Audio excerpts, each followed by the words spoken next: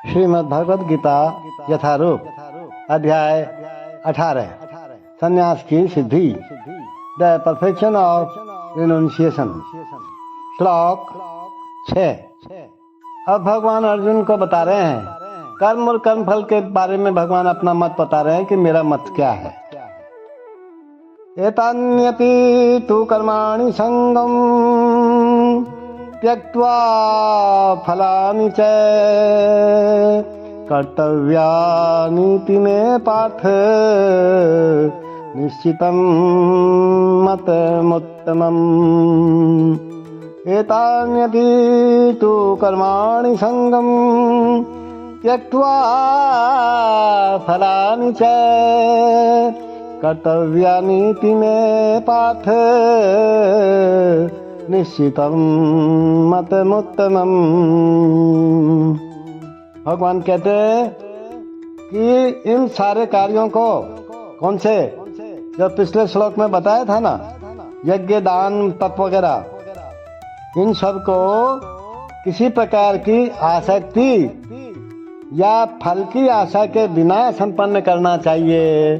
करना तो चाहिए, लेकिन किसी फल की आसक्ति मत करो। ये मत सोचो कि मुझे धन लाभ हो जाए, मैं महान हो जाऊं, मेरे बहुत बड़ा भवन बन जाए, मेरे को समाज में ऐसा मिल जाए, ऐसी प्रतिष्ठा, ऐसा मत सोचो। बिना फल की आशा के और करो। हे प्रथापुत्र, इन्हें कर्तव्य मानकर संपन्न किया जाना चाहिए और यही मेरा अंतिम मत है। देखो, यद्यपि सारे यज्ञ शुद्ध करने वाले हैं, लेकिन मनुष्य को ऐसे कार्यों से किसी फल की इच्छा नहीं करनी चाहिए।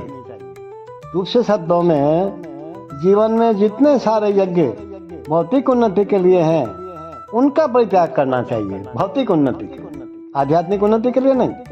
लेकिन जिन यज्ञों से मनुष्य का अस्तित्व शुद्ध हो और जो आध्यात्मिक स्तर तक उठाने वाले हों, भगवान से मिलाने वाले हों, भगवान को जानने के लिए करने वाले हों, उनको कभी बंद नहीं करना चाहिए।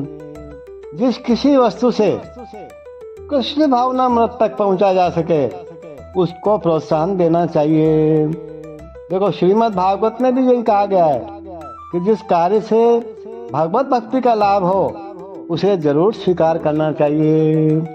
और यही धर्म की सर्वोच्च कसौटी है। भागवत भक्त को ऐसे किसी भी कर्म, यज्ञ या दान को स्वीकार करना चाहिए जो भगवत भक्ति करने में सहायक हो। जिससे भगवान की भक्ति न मिले, भगवान का रास्ता न मिले, भगवान से प्रेम न हो, ऐसा यज्ञ दान तप करने से कोई लाभ नहीं है। All these activities should be performed without attachment or any expectation of results. They should be performed as a matter of duty. Oh son of Pratha, that is my final opinion. See, although all sacrifices are purifying, one should not expect any result by such performances. In other words, all sacrifices which are meant for material advancement in life should be given up. But sacrifices that purify one's existence and elevate one to the spiritual plane should not be stopped.